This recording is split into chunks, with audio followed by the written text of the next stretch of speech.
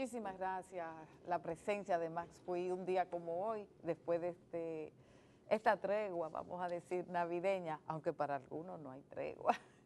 Bueno, vamos a aprovechar la presencia de Max Puig, presidente de Alianza por la Democracia y además un doctor en sociología, un reputado analista y como político. ¿Cuáles son los signos? ¿Qué deja para este año? este 2018? ¿Qué deja este ¿Qué año? deja y qué no puede esperar para el 2018? Buenos días, Ana Mitila, buenos días, Juan Bolívar. Gracias por la invitación. Aprovecho para saludar a todas las personas que nos escuchan. Espero que la mayor parte haya pasado una Nochebuena tranquila y que tengan un buen cierre de año y sobre todo un mejor año en 2018. Pero la pregunta es esa, es decir, ¿cómo termina este año? Sí, así es. ¿Cómo acaba? Yo diría que este ha sido un año muy importante. Este ha sido un año muy importante porque ha sido un año, yo diría por un lado, de deslegitimación política. Ha perdido autoridad el gobierno, pero sobre todo la contraparte de esa pérdida de autoridad es que es un año de un gran despertar ciudadano. Es un año en que sectores importantes, una franja importante de la ciudadanía ha asumido conciencia de la necesidad de que la República Dominicana sea dirigida de otra manera, es decir, de que se le ponga fin a las prácticas corruptas, se le ponga fin a la impunidad. Y yo creo que ese es el signo del año, esa movilización ciudadana que se ha expresado a través del movimiento de la Marcha Verde, pero que se ha manifestado también de muchas otras maneras y que ha tenido también como manifestación el hecho de que el gran destape de la corrupción de Odebrecht ha provocado el destape de muchos otros casos de corrupción. Y aquí nos hemos encontrado entonces con una retroalimentación. Más se sabe de la corrupción, pues más indignación esto provoca y más movilización también provoca de la ciudadanía. ¿Cuál es el aspecto, yo diría, más preocupante de esta situación y de este movimiento, que yo califico como positivo? Es que la crítica a las formas corruptas de manejo del poder están llevando a una crítica generalizada de la política. Y eso se manifiesta en diversos estudios hechos hace diversas encuestas que tienen como un rasgo común, las principales de ellas, el señalar que hoy día la mayor parte de los dominicanos y de las dominicanas declaran no simpatizar por ningún partido político. Es la primera vez que eso sucede en toda la historia de encuestas políticas de la República Dominicana. El país siempre se había señalado como un país en el que la gente estaba muy interesada por la política, asimilando interés por la política a simpatía por los partidos. Y siempre se decía, no, porque el sistema político dominicano de partidos es muy sólido, porque la gente va a votar y aparte de que van a votar, la gente tiene simpatías definidas por los partidos. Bueno, atención. Más del 50%. 58% declaran no simpatizar con ningún partido político. Primera vez, pero además, sí, la gente va a votar. Pero ¿cómo vota la gente? Es decir, ¿por qué razones va a votar o por qué razones ha ido a votar? Porque hay una tendencia que se ha manifestado en las últimas elecciones, que la gente ha ido a votar, sí, en número creciente, pero sobre todo en los estratos menos favorecidos de la sociedad y también sobre la base de incentivos y prebendas. Entonces, yo pienso que esa es la parte preocupante de ese movimiento benéfico que se ha estado dando a favor, si se quiere, en sentido de manifestación de una responsabilidad ciudadana. Bueno, desde el punto de vista de las instituciones, ¿cómo cree que termina el año, la institucionalidad democrática como tal? Bueno, como digo, hay todo un proceso de descreimiento, es decir, en En los partidos sí. tú lo documentaste, Sí. en las instituciones del Estado, por ejemplo, en las instituciones sociales, en las otras. La justicia, Sí, el yo Congreso. creo que es que ese descreimiento toca toda la política, Toda. es decir, toda la política. Y esto tiene un punto de partida, o sea, que puede ser fijado en términos muy claros cronológicamente, y son las elecciones del 15 de mayo del año 2016. O sea, porque es es la evidencia del gran número de irregularidades que se manifestaron en ese proceso electoral, que condujeron a la mayor parte de la oposición, prácticamente toda la oposición, a poner en entredicho esos resultados y a reclamar de manera insistente que se establecieran órganos electorales independientes, todo el movimiento de organizaciones, Participación Ciudadana y otras organizaciones cívicas que han insistido en eso. Y todo el año 2016, si se quiere, después de las elecciones, fue un año de crítica a esa utilización instrumental, si se quiere, de las instituciones para beneficio de los que detentan, el poder. Y a eso se ha sumado pues todo el descrédito que está vinculado no solo ya al origen del gobierno, sino a su ejercicio. Ahí viene todo el tema de la corrupción. Por eso es que esta caída, si se quiere, esta caída es una caída múltiple. Es una caída, sí, del prestigio del partido de gobierno, del partido dominante, es una caída del prestigio del presidente de la República, de las instituciones, de la política, en sentido general.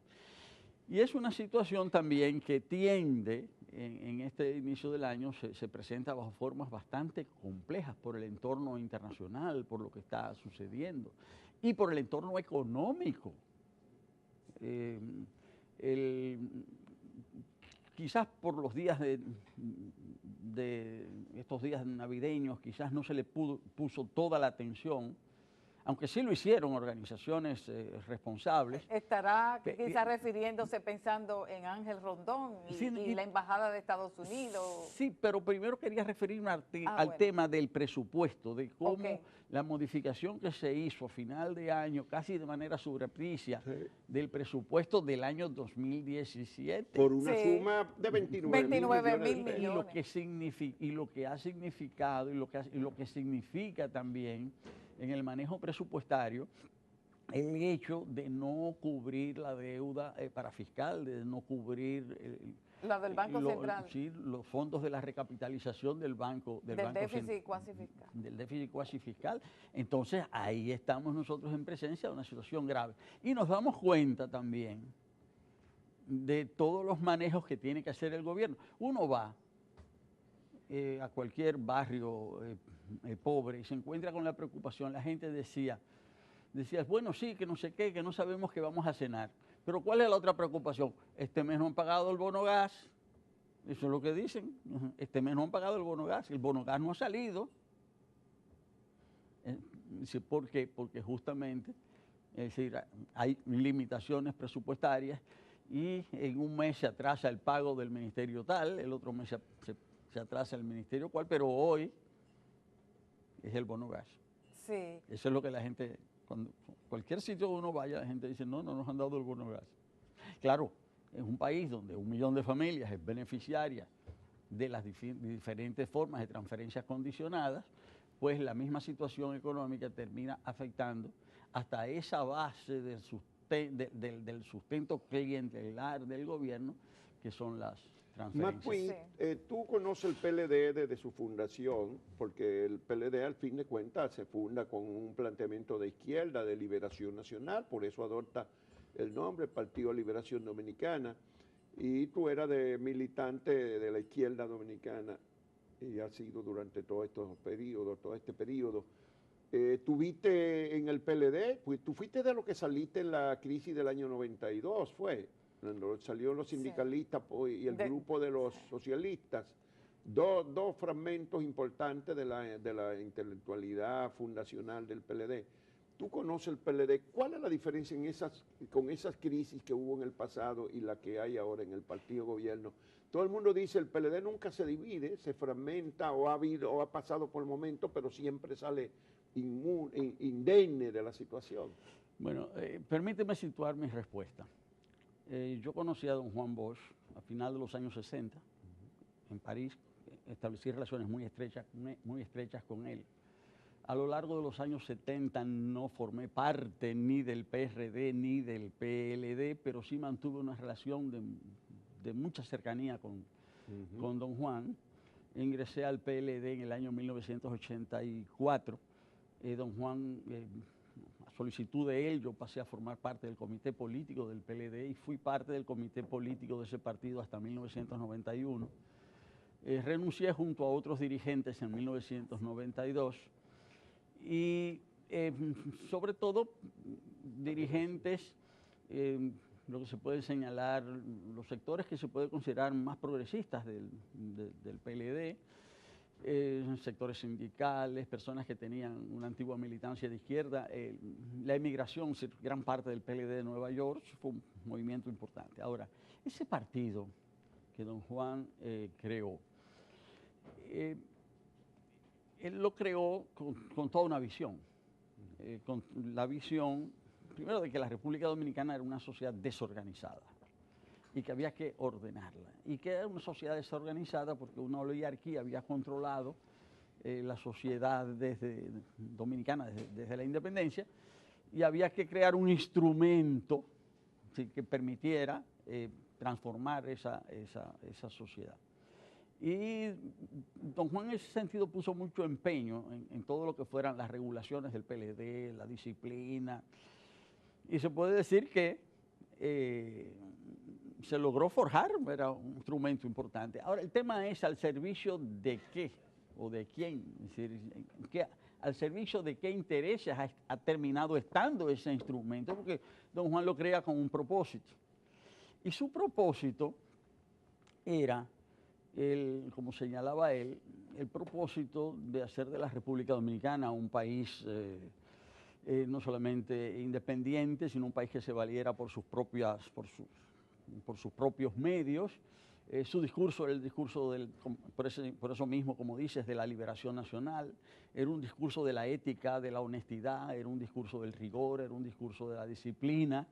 Era un discurso que se resumía en la idea de los dominicanos podemos hacerlo, y si nosotros podemos salir airosos y podemos seguir adelante. Ese discurso o ese relato que le hace don Juan al pueblo dominicano cambia. Y cambia a partir del momento en que el PLD asume el gobierno. El relato pasa a ser otro. El relato pasa a ser el siguiente. Dice, bueno, ya la independencia de los países es impensable. Ya lo que cuenta es la interdependencia. Ahora es la globalización. Ahora lo que hay que hacer es ganar la confianza de los grandes organismos internacionales, ganar la confianza de los grandes inversionistas. Para eso hay que ser rigurosos, hay que aplicar toda una serie de reglas, y detrás de todo eso hay, es decir, si nosotros cumplimos, si seguimos el libreto, en un momento en que están en auge las ideas, ¿verdad?, neoliberales de la privatización en todos los sentidos, si nosotros cumplimos con eso, nosotros detrás de eso hay una promesa de prosperidad. Y eso se resume en una frase, que es una frase programa: vamos a hacer de la República Dominicana un Nueva York chiquito. Esa frase está en las antípodas, es todo lo contrario de lo que decía don Juan, pero es la que resume esa nueva visión. Perdón, Max, sí. pero esa disparidad entre el pensamiento de don Juan, creo que no se expresa en 1996, cuando inicia el gobierno de Leonel Fernández, sino que después de las elecciones de 1990, del fraude electoral.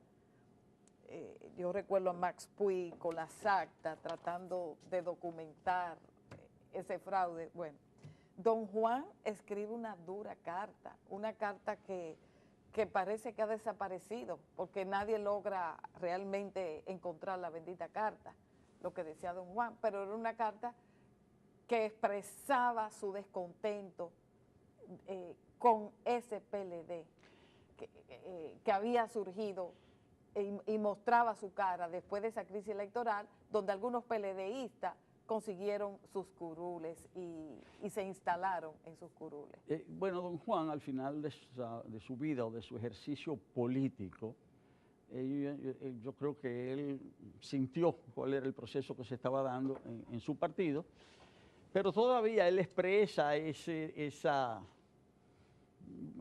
sentimiento diciendo que el PLD ha sido apropiado, ha sido tomado por personas arribistas que lo que quieren es utilizar el partido para alcanzar puestos públicos, para beneficiarse de esos puestos. Eso es lo que él dice. Pero no hay todavía la construcción de una visión distinta a la de él. Esa visión se va a construir progresivamente a partir del año 1996. Y es un discurso optimista. Es un discurso, bueno, el país va a cambiar, el país va a mejorar, los jóvenes, la tecnología, las computadoras, esa es la idea. Incluso a tal punto que cuando se produce la crisis del 2008, ese discurso es tan optimista que dice que la República Dominicana no va a ser afectada y que el país está blindado frente a cualquier contingencia internacional. Ahora, dentro de ese discurso, dentro de ese relato, todavía había elementos que estaban allí, y es que de la realidad que se expresaban, y es que los problemas fundamentales de la gran masa de nuestro pueblo no habían sido resueltos. Y por eso es que surge un subrelato, por eso es que surge un relato adicional, que es el siguiente: bueno, hasta ahora la promesa es válida, pero hasta ahora los más pobres no han podido beneficiarse de ella. Frente a un poder distante se necesita un poder cercano. Necesitamos un presidente sencillo, necesitamos un presidente que no esté en Torre de Marfil. Por eso venga la silla de guano, es decir, vengan las visitas, visitas sorpresa. Y ahora realmente es cuando vamos a tener un PLDismo de rostro humano que va a beneficiar a todos por igual. Ese es el tercer relato, es decir, que viene a ser como el relato actual. Sí, el relato actual, el relato actual. Ahora, ¿qué pasa? Que al mismo tiempo que se imponía ese relato como visión de la sociedad, porque hay que decir que esto es básico, que se imponía, claro, para eso había que construir un contrarrelato. Los otros son unos desorganizados, no son incapaces, representan el pasado, no pueden hacer nada. Y claro, había muchos elementos en la vida política cotidiana que alimentaban ese contrarrelato. Es decir, frente a la oposición. Pero al mismo tiempo que eso sucedía, se iba convirtiendo el PLD en partido dominante. Partido dominante en el sentido mexicano, en el sentido de partido que controla no solamente las instituciones, sino también las conciencias. Si un partido, que no es partido único, hay otros partidos que actúan, pero subordinados, afectados, infiltrados, debilitados, y la gente puede más o menos hablar, pero el ejercicio real de la política se ve constreñido. Y ese es un proceso también que se va dando de manera progresiva, tiene sus momentos. Sus dos grandes momentos son el 2006, a mi juicio, y el 2010. 2006 porque es el año en que el PLD por primera vez conquista mayoría parlamentaria, lo que le permite luego, en el 2010, con la reforma constitucional, hacer toda una reingeniería institucional que le lleva al control de todo un sistema institucional, si se quiere, más complejo y más diverso, pero que además eso se acompaña por un proceso de control de las conciencias mediante un aparato de comunicación, un aparato clientelar, y el control de los más pobres a través de todo el sistema de tarjetas. Entonces, se instaura un sistema de partido dominante. Pero es un sistema que tiene un gran talón de Aquiles, que era la fortaleza del sistema de partido dominante que se estableció en México. La clave de la perpetuidad, ¿verdad?, de la larga vida del sistema político mexicano. 72 años. pero la base de esa perpetuidad era el sistema, era la no reelección. Y la alternabilidad. La alternabilidad. Y por eso en México se pone de moda el término de la camada, que con cada nuevo presidente venía una nueva camada. Y entonces había una sucesión. Y un relevo en el partido también. En el partido, sí. Porque no en solo el era en el Poder Ejecutivo, es que los que iban al Poder Ejecutivo dejaban los puestos en el partido. Y surgía después una esa nueva gente, camada. esos que habían estado en la camada, pues tenían una posición ya asegurada para siempre en la sociedad. Aquí no se da eso en el No, PLD, ni en el partido ni en el gobierno. Y esa es la clave de la debilidad del sistema de partido dominante en la República Dominicana. Esa era la fortaleza del PRI y esa es la debilidad del partido dominante en la República Dominicana, porque en la medida en que el partido dominante no tiene un mecanismo institucional establecido para asegurar su reproducción, entonces hay que resolver eso de alguna manera, Sí. y aquí lo están intentando resolver por la vía del conflicto. Y esa es de aplicar dentro lo que aplicaban hacia afuera, es decir, el uso del poder del Estado. Sí, pero aplastar adentro. eso implica la muerte del partido dominante como partido dominante. Es decir, en la misma medida en que la base ya no es la renovación, sino que la base es la perpetuación de un grupo cerrado que se enfrenta a otro grupo cerrado y del choque, bueno, pues habrá. Bueno, yo creo que esa es la clave de la vida política dominicana de hoy. La perspectiva a mi para el entender. próximo año de la política, la oposición, dicen, los análisis indican que no ha podido aprovechar el descontento que se ha manifestado en la sociedad este año, que ha sido más grande el descontento ciudadano que el poder de los grupos de oposición para situarse. Entonces, eso parecen indicar las encuestas. ¿Qué pasa con los partidos? Yo no comparto esa visión, porque yo creo que esa es porque yo creo que es una visión un poco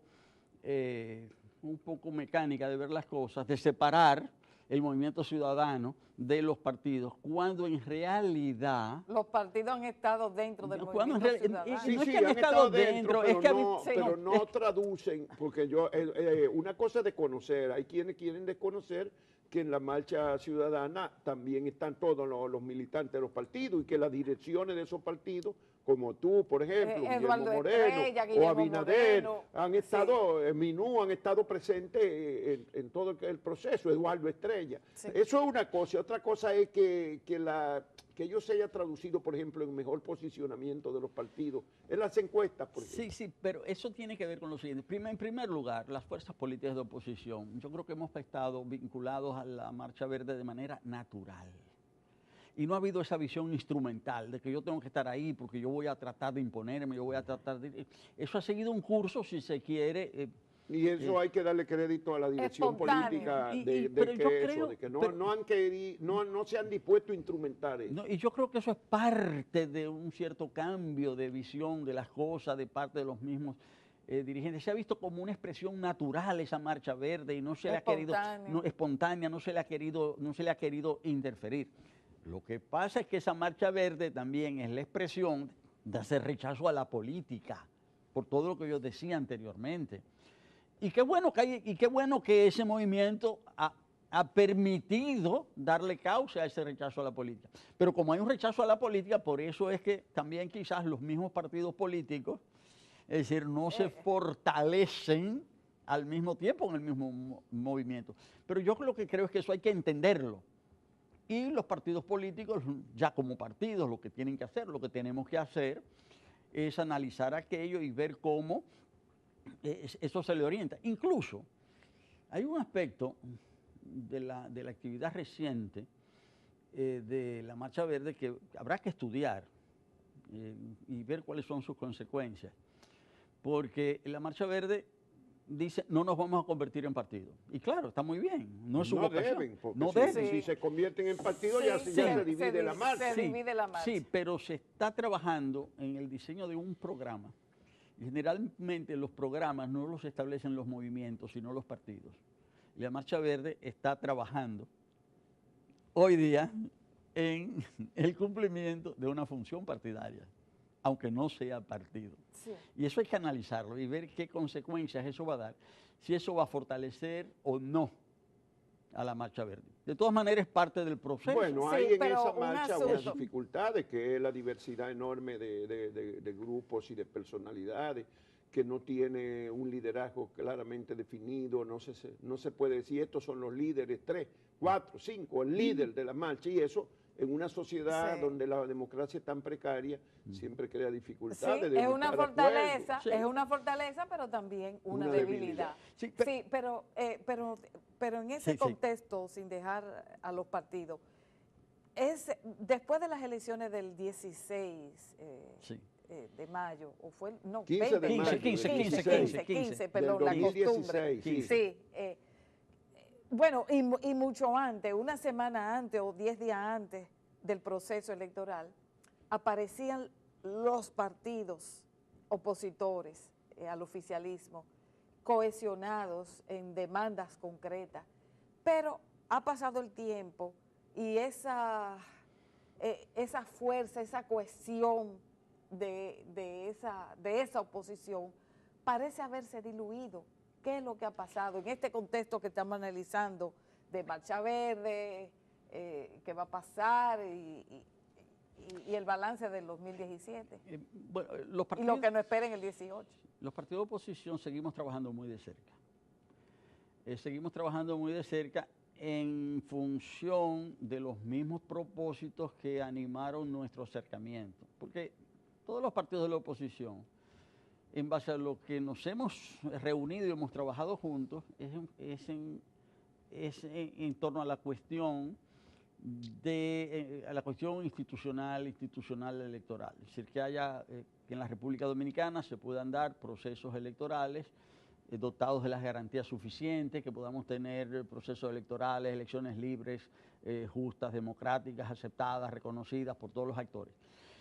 Entonces, en la medida en que se cerró el tema de los órganos electorales, que hay una Junta Central Electoral nueva, un Tribunal Superior Electoral nuevo, que ya tienen que ser juzgados en función de su ejercicio.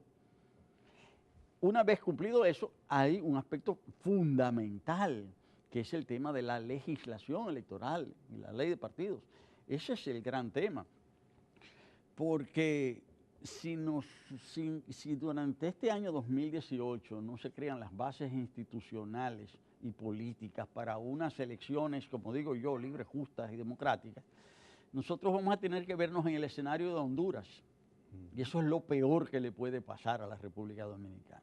Entonces, los partidos en ese sentido estamos muy juntos en seguir insistiendo en eso. Y nosotros pensamos que esto no es un reclamo solo de los partidos, esto es un interés de toda la sociedad, de que haya una ley electoral renovada, adecuada, Que permita la equidad. que permita la equidad, que permita hablar de la realización de elecciones con un mínimo de condiciones, ¿verdad? Y eso no es solo interés de los partidos, eso es interés también de todo el movimiento ciudadano. Y nosotros pensamos que esa es una gran tarea del año 2018. Los partidos tenemos una propuesta sobre eso, hay que esperar ya el mes de enero para poder hablar de eso, no es en estos días que vamos a decir, Sí. la ley electoral tiene que tener tal o cual cosa, no, ya esperemos enero y vamos a hablar de eso. Y como digo, no es asunto solo de los partidos, esto es del interés de todos, porque lo que está en juego es la estabilidad y la gobernabilidad de la República Dominicana. Lo de Honduras es terrible, lo que está pasando ahí, lo que puede suceder. Y para que eso no pase, porque hay que saber prever, para que eso no pase, tenemos que trabajar ese tema, si se quiere, político, institucional. Y no es solo de los partidos, la Marcha Verde, Participación Ciudadana, todas las organizaciones cívicas tienen un papel que jugar ahí. Sí, a propósito de Odebrecht, se va a cumplir el plazo dentro de poco, el plazo que tiene la autodado de la Fiscal Procuraduría. para formalizar acusaciones. Entonces, eso se vence creo que el 6 de febrero. Sí. Queda Sí. un mes y unos días. sí, ¿qué le parece? Y bueno, Max? vamos a ver ¿Qué espera? sí, vamos a ver qué va a pasar con esto tan terrible que ha Y pasado Punta en Perú Catalina. también. Porque lo que obviamente parece que todo, parece no, o sea, ya hay que quitar el parece, es decir, todo el personal político peruano, de una forma u otra, ha estado involucrado en los sobornos de Odebrecht. O sea, gobierno, oposición y todo el mundo. Es decir, Allá era más generalizado por una razón, que no hay un partido dominante y en los últimos procesos electorales hay 4 partidos que sacan 23, el que más saca 25, 23, 19, 14, y entonces se divide entre 4 o 5 opciones. Entonces el financiamiento era más diverso por eso, porque nadie sabía quién iba a predominar. Eso es la explicación de la generalización del financiamiento de Odebrecht. En cambio, en otros países son 2 nada más, donde hay que dar, o 1. Exacto. Yo comparto esa apreciación. Yo creo que esa observación es muy justa. Ahora, lo que acaba de pasar es muy feo. Si obviamente estamos en presencia de un pacto de impunidad. Y una persona, ¿verdad?, que ganó por la mínima, sí, que ganó por la mínima, con apoyo por décimas. De un frente de izquierda en la segunda vuelta. Sí, y ganó por décimas. Un hombre que se hace bandera, o sea, que llega con un discurso ético anticorrupción, y que incluso cuando comenzó el discurso, cuando comenzó lo de Odebrecht, que él hablaba muy fuerte, y el expresidente Toledo le dijo, no toque esa tecla, porque él había sido justamente de los ministro de Toledo. Ministro de Toledo, y que había estado de una forma u otra vinculado a los contratos, y con la fuerza, ¿verdad?, con la voz tan dura con que él dijo que él no tenía nada que ver, como él se evidencia que sí, que mintió, sí, y que todo eso desemboque en el indulto de 3 días después que los legisladores, un grupo de legisladores de Fujimori lo salvó. Cuando uno lee ahora los análisis en la prensa peruana, los analistas de Perú, se da cuenta que el indulto de Fujimori se estaba preparando desde octubre.